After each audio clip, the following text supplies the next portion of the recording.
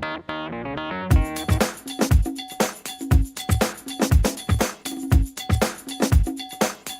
this is Reggie Fab coming at you with week 16 and 17 of my year of living differently. Last week was a little rough for me and I wasn't able to record, but I've still been keeping up with challenging myself with new things, so let's get into it. So for week 16, my challenge was to drink water for every day after I had my morning coffee. I'm still a little bit of a caffeine addict. Well, okay, I'm a lot of a caffeine addict, but I'm really trying to improve my health, and I know that water is a big part of it. I found that I drink water, but I don't drink enough of it, so I said, well, let's set up this challenge.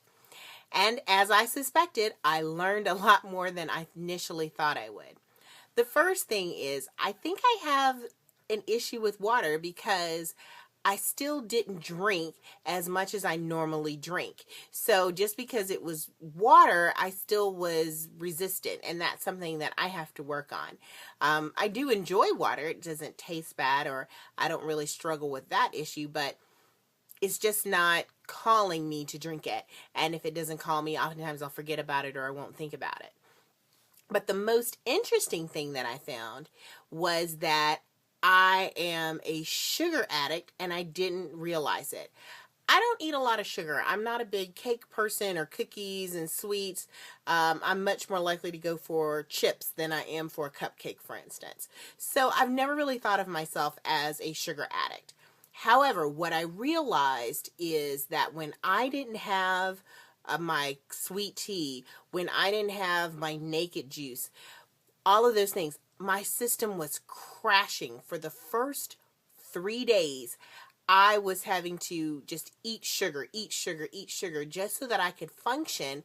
And all these times when I've been thinking, oh, let me run downstairs and grab a Coke so I can have a caffeine boost, it was a sugar boost. So what was great about doing this is that I realized, okay, I have a sugar dependency and I really need to work on that. And I drink healthy things for the most part. I don't really think of sweet tea as horrible, but the amount of sugar that's in sweet tea is significant. But things like the naked juices, it's great. I'm getting all of my fruits and vegetables in, and I'm getting a lot of different vitamins and things that I need, but it has a really high sugar content. I drink a lot of coconut water. Also still has a pretty decently high sugar content. So I was getting sugar in places I wasn't really thinking about it, and my system was dependent upon it. So that's something that I have to break. And the first 3 days were really just miserable. I was struggling to work. I was really about to fall asleep. And like I said, I consumed so much sugar.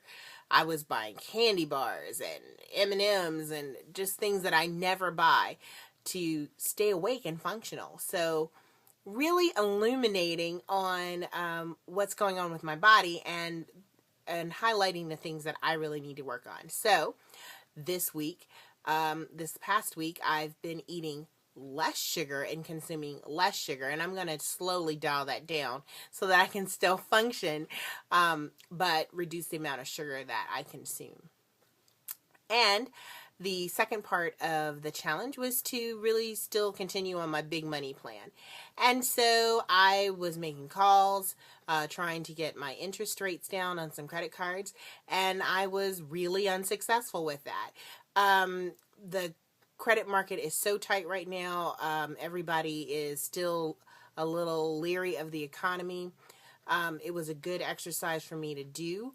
However, I wasn't successful, but I'm still working through some of the issues, getting some of those things cleared up with my bank, as well as putting together a really detailed financial plan of how I'm going to pay these debts down so that I'm really taking control of my finances in a very aggressive and specific way, in a documented way. Lots of things that I do financially, I just sort of figure it out in my head. This is putting it down on paper and really looking at it at a regular basis to make sure that I'm staying on task. So that's good. I'm also in the middle of working on my budget. I've got a few things that are in flux at the moment, some big important but budgetary things, but really having a monthly budget that I'm working off of and seeing where I'm underspending, where I'm overspending, and where I have opportunities for saving. I've also been working with some friends looking at an investment club so that we have opportunities to do that. And I talked with a friend of mine. I'm still mulling it over what I'm going to do, but really also looking at some additional revenue sources, some businesses that I can start, some things that I can do, get my side hustle so that I have additional revenue streams coming in. So that was all a part of week 16. So for week 17, I decided to look at becoming a morning person. Anyone who knows me knows that this is the complete antithesis of who I am. But as life changes, so do schedules. So I am having to get up earlier. So I wanted to look at a few tips to make that easier. So the first thing was doing more things at night. I'm packing my lunch at night. I'm laying out my clothes and making sure that they're all ready to go at night. I'm getting my breakfast ready and programming my coffee maker so that the coffee is already brewed when I'm ready to go. So just a few things to really chip off some of that time. That's been great. The second thing, no TV, no email. I usually check my email first thing in the morning, and I realized it was really consuming a lot of time. As I'm trying to get up earlier, I don't have 20, 30 minutes to give to email, especially when I can do that later in the day. So that's really important.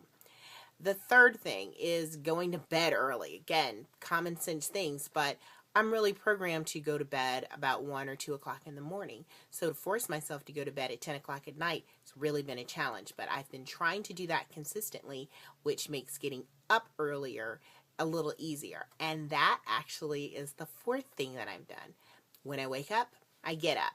Now, I have for years, decades, I've just resented the fact that I've been up, so I have been staying in bed and maybe trying to go back to sleep or trying to get about 15 more minutes. And all that does is prolong it, and it actually makes me more lethargic. But when I first wake up, if I actually get up and start moving, that helps tremendously. So I'm not claiming being a morning person yet, but I'm certainly better and coming up with the tools to make it at least make me functional when I do have to get up in the morning. So that's been a great 2-week experience for me. I've learned a lot. This really has been a fabulous time for me. I really want to thank particularly my friend Katina, but Millie and Erica and Tara and just some of the Hampton crew. It was so great seeing you guys. I really have grown and learned a lot, and it was fantastic to hang out with you, and I look forward to renewed friendships and some people like Shelva and Katrina, really getting to know you all more than I did when I was in college. Until next week then, bye!